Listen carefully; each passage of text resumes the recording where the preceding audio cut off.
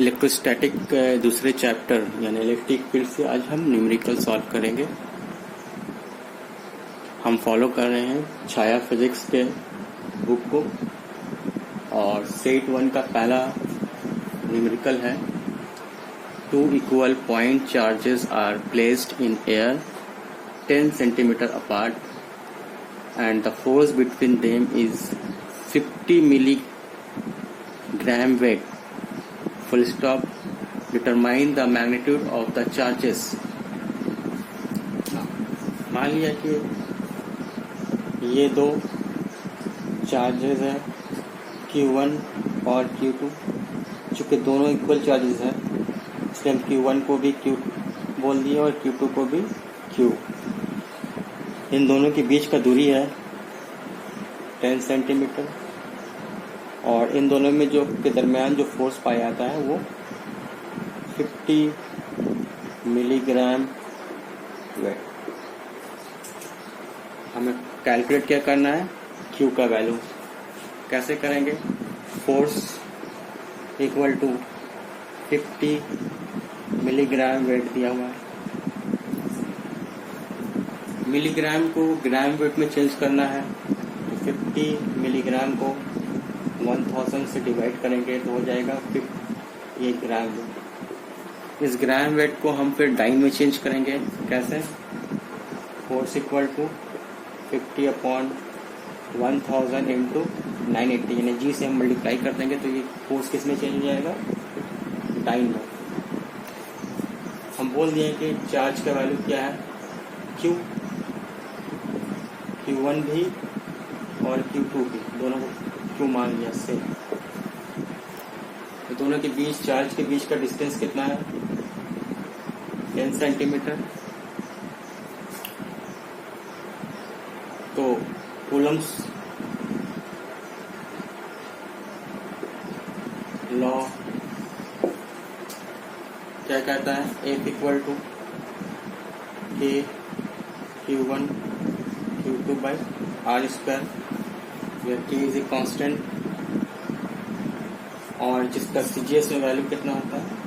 1। क्योंकि ये सारा का सारा यूनिट CGS यूनिट में दिया है इसलिए हम K का वैल्यू को 1 लेंगे। तो फोर्स क्या हो जाएगा? F equal to Q1 into Q2 by R square. अब हम तमाम वैल्यू को पुट कर देंगे।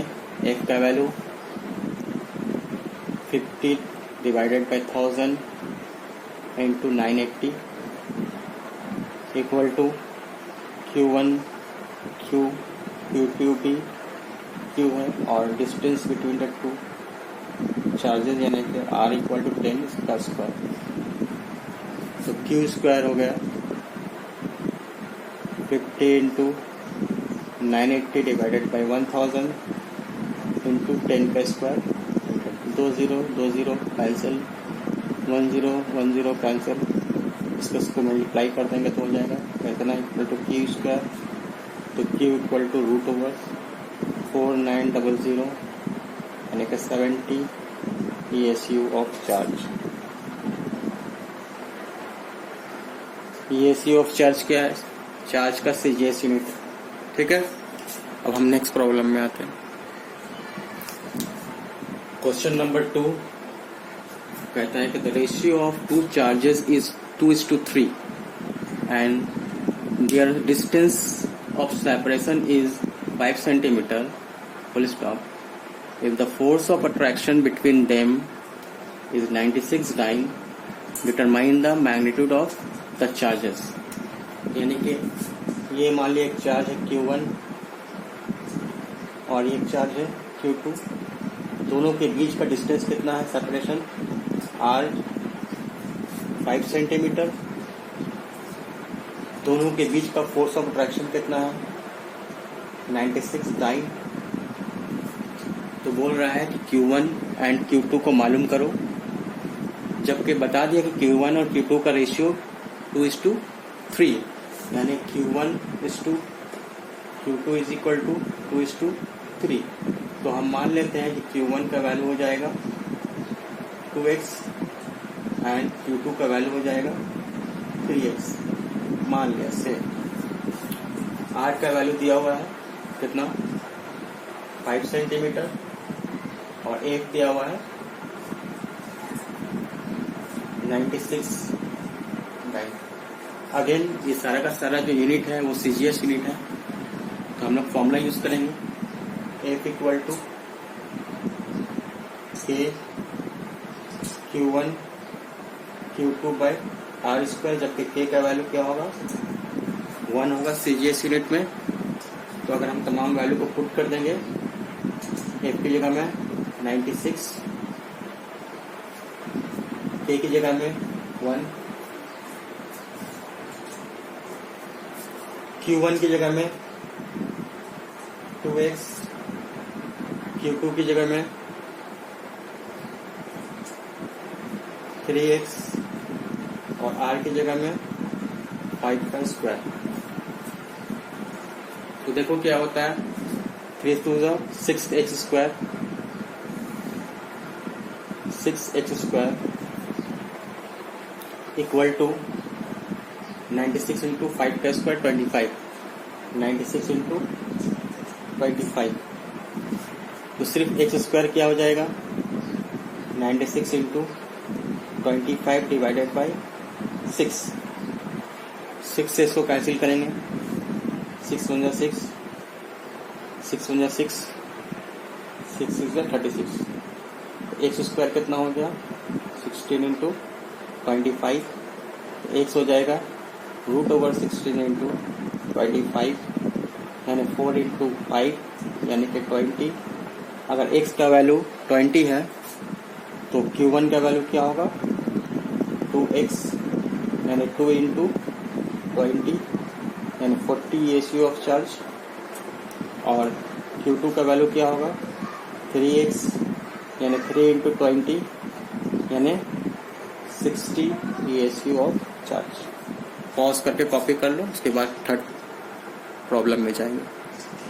क्वेश्चन नंबर 3 है there are 2 spheres each with 1 coulomb charge, what should be their distance of separation so that force of interaction between them is 1 newton. यानी कि मान लिया ये स्फीयर है और ये एक स्फीयर है, इस स्फीयर में भी ये चार्ज है Q1 वो 1 कूलम है, और इस स्क्वायर में भी जो चार्ज है Q2 वो 1 कूलम है।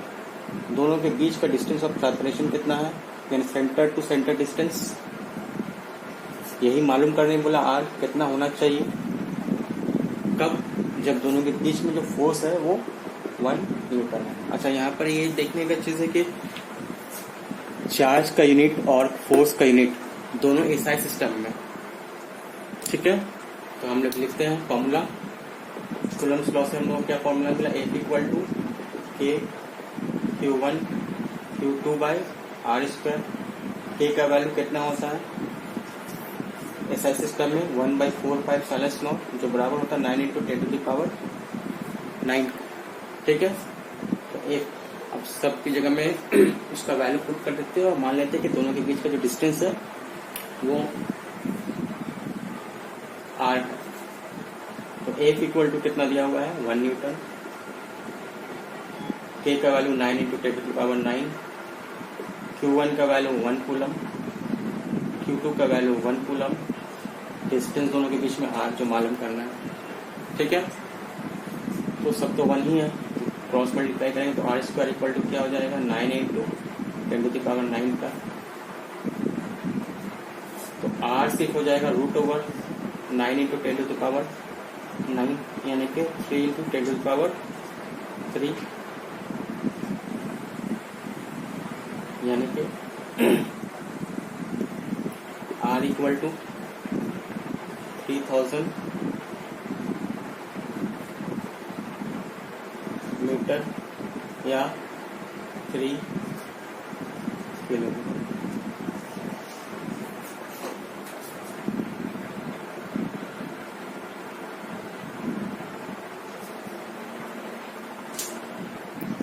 सॉरी यहाँ पे स्क्वायर रूट निकालने में थोड़ा सा गलती हो गया, ये हो जाएगा √, इसमें एक 0 दे देंगे, ये 90 इंटू 10⁸ हो जाएगा 10 टू द पावर 8 का स्क्वायर रूट होगा 10 टू द पावर 4 और 90 का स्क्वायर रूट तकरीबन 4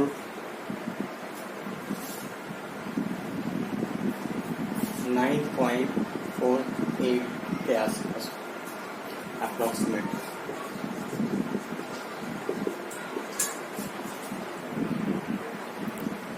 क्वेश्चन नंबर 4 है what is the force of interaction between the proton and the electron in an hydrogen atom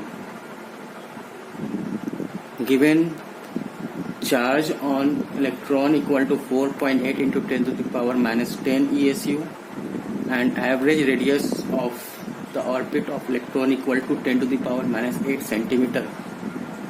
ठीक है,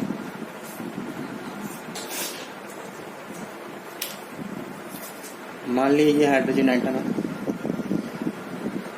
इसके न्यूक्लियस में क्या होता है, एक प्रोटॉन होता है जिसमें प्लस चार्ज होता है और ये क्या है, इलेक्ट्रॉन है जिसमें माइनस चार्ज होता है जो रोटेट कर रहा है।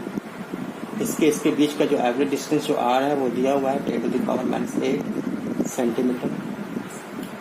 हमको मालूम करना है कि इन दोनों के बीच में फोर्स कितना होगा, यानी कि r equal to 10 to the power minus 8 centimetre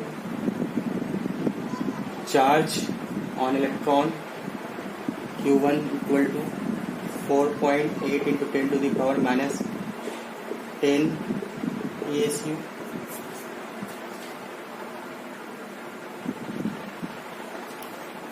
charge on proton equal to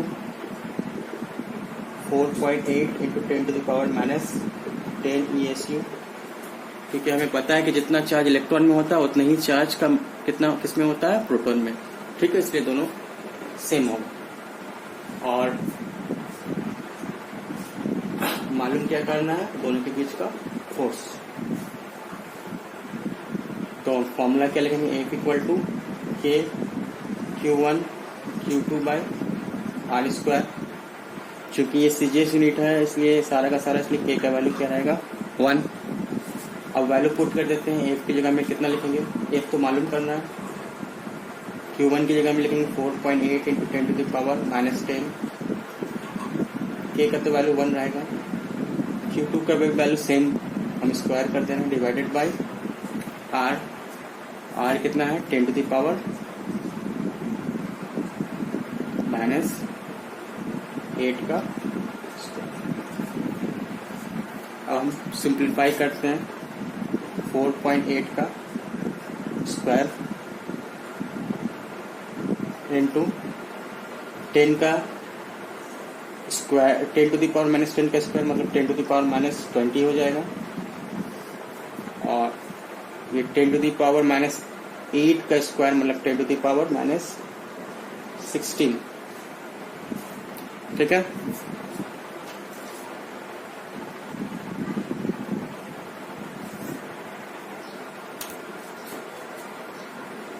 ये हो जाएगा नियरली 23 पॉइंट समथिंग इंटू ये हो जाएगा 10 टू द पावर माइनस 20, ये ऊपर जाएगा तो प्लस 16 यानी कि 23 into 10 to the power minus 4 या 2.3 into 10 to the power minus 3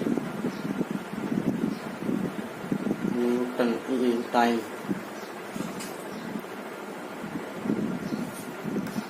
note कर लो पॉज करके। और नेक्स्ट क्वेश्चन नंबर 5 में आते हैं। Question number 5, charge of an electron is E and mass m. The electron is moving around a nucleus of charge Ze in a circular path of radius r, small r. What will be the velocity of the electron? यानी कि एक atom है, atom में एक electron move कर रहा है, इसका चार्ज है E और इसका वेलोसिटी है v और एटम के बीच में एक न्यूक्लियस है जिसमें चार्ज कितना है, से Q2, ये Q1 अगर है तो ये Q2 हो गया Ze। ये न्यूक्लियस में मौजूद तो पॉजिटिव चार्ज है। और इस इलेक्ट्रॉन से इस न्यूक्लियस का जो एवरेज डिस्टेंस या रेडियस है वो स्मॉल आर है। तो क्वेश्चन पूछ रहा है कि इलेक्ट्रॉन कितने वेलोसिटी से मूव कर रहा है इस पाथ में। ठीक है, जाहिर सी बात है ये पाथ क्या है, सर्कुलर पाथ है। तो इसमें जो फोर्स काम कर रहा है वो किस तरह का फोर्स, सेंट्रीपिटल फोर्स काम कर रहा है। और यही सेंट्रीपिटल फोर्स कौन सा फोर्स है, इलेक्ट्रोस्टैटिक फोर्स है। ठीक है, यानी इलेक्ट्रोस्टैटिक फोर्स ही क्या है, सेंट्रीपिटल फोर्स। तो इलेक्ट्रोस्टैटिक फोर्स इसमें कितना है, वही फॉर्मूला लिखेंगे कूलम्ब्स लॉ के हिसाब से, Q1 Q2 bye are square और ये K। ठीक है, और सेंट्रीपिटल फोर्स का फॉर्मूला क्या होता है, mv² बाय आर। हम लोग सीजीएस अगर यूनिट में लेते हैं तो K का वैल्यू क्या हो जाएगा सीजीएस यूनिट में 1। और Q1 Q2 का वैल्यू दिया हुआ, Q1 का वैल्यू E है, चार्ज ऑफ इलेक्ट्रॉन, Q2 का वैल्यू है ZE यानी charge of the nucleus. Mass of the electron भी दिया हुआ है m, mass of the electron कितना दिया हुआ है m, वो भी दिया हुआ है। और मान लिया कि वो किस वेलोसिटी से मूव कर रहा है in a circular path with velocity small v in a circular path of radius small r। तो उस हिसाब से सेंट्रीपिटल फोर्स हो जाएगा mv² बाय r, किसके लिए, इलेक्ट्रॉन के लिए। ठीक है, तो अब सबका वैल्यू को पुट कर दो, E इसका वैल्यू K का वैल्यू 1 हो जाएगा, E ZE by r² equal to mv² by r। ये r और ये r कट गया, ये हो गया ZE² bye r equal to mv²। तो सिर्फ mv² क्या हो जाएगा, ZE² बाय r।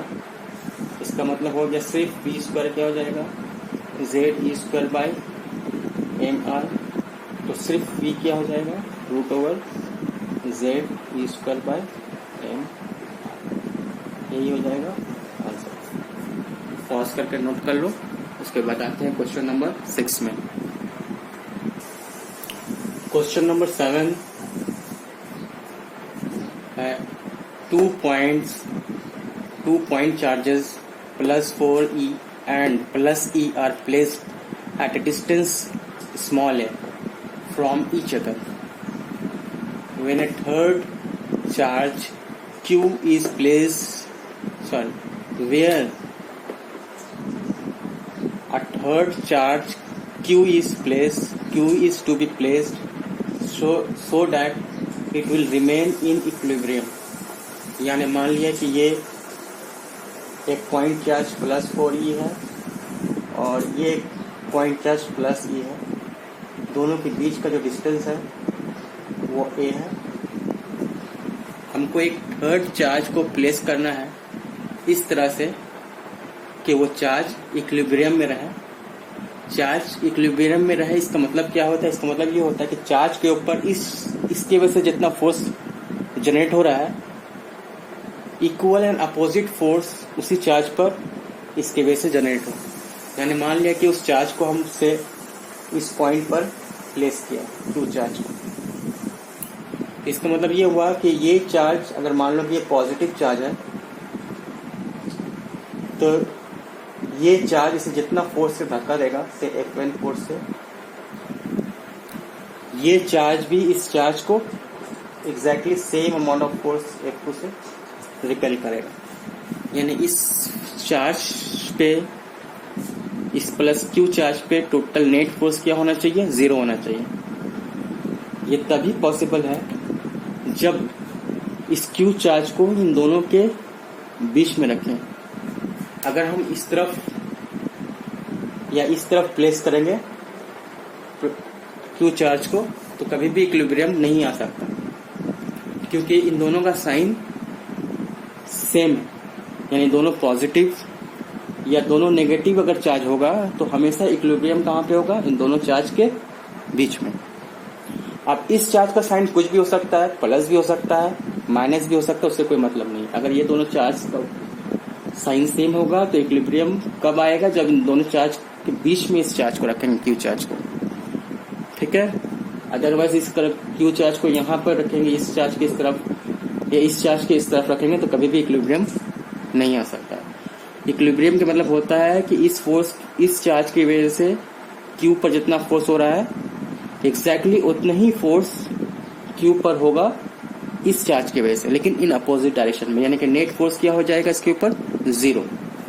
तो हम हमेशा बीच में जो चार्ज रखेंगे उसको बड़े वाले चार्ज से दूर रखेंगे और छोटे वाले चार्ज के करीब रखेंगे। क्यों? क्योंकि बड़े वाले चार्ज से जो फोर्स जो जनरेट होगा वो ज्यादा होगा, पावरफुल होगा, इसीलिए हम इसको डिस्टेंस को इंक्रीज करके इस फोर्स को कम करने की कोशिश करते हैं, और छोटे वाले चार्ज से इस चार्ज में जो फोर्स पैदा होगा वो कम होगा, इसलिए इसके करीब करके इसको फोर्स को बढ़ाने की कोशिश करते हैं ताकि ये दोनों इक्वल हो जाए, ठीक है। तो हम मान लेते हैं कि इन दोनों के बीच में जो फोर्स है वो F1 है और इन दोनों के बीच में जो फोर्स है F2 है। तो इक्विलिब्रियम का कंडीशन क्या है, F1 must be equal to F2, ठीक है। तो अब मान लेते हैं let Q charge be placed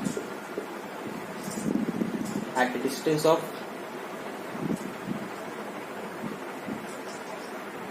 x, at a distance of x, कहाँ से, from +4 चार्ज। हम मान लेते हैं कि let the plus Q charge, sorry, let Q charge be placed at a distance of x from the +4 charge, ठीक है। तो यहां से यहां का डिस्टेंस हम क्या मान लिया, x। जब यहां से यहां का डिस्टेंस x मान लिया तो यहां से यहां का डिस्टेंस क्या हो जाएगा, a माइनस एक्स। क्यों? क्योंकि यहां से यहां का पूरा डिस्टेंस दिया हुआ स्मॉल है, ठीक है। तो F1 फोर्स कैसा निकलेगा, F1 force means force between this charge +4e and this Q. हम सबको सीजे सिस्टम में लेते हैं ताकि k का वैल्यू 1 हो जाए, ठीक है। तो k का वैल्यू 1 हो जाएगा तो Q1 क्या होगा, Q1 हो जाएगा 4e +4e, Q2 हो जाएगा 6q और डिस्टेंस r हो जाएगा x का स्क्वायर। उसी तरह F2 क्या हो जाएगा, इन दोनों का दरमियान में फोर्स, यानी पहला चार्ज है E, दूसरा चार्ज है Q और दोनों के बीच का डिस्टेंस है a minus x. E Q अब इक्विलिब्रियम में कंडीशन क्या है कि F1 must be equal to F2, यानी कि हम क्या लिख सकते हैं, 4EQ by x square equal to x square equal to x square plus d square by 4। इसको यहाँ लाएंगे तो ये हो जाएगा 2x square equal to d square by 4, x square equal to d square by 8, तो x इक्वल to root over d square by 8 मतलब d अपॉन रूट 2 हो गया, ठीक है।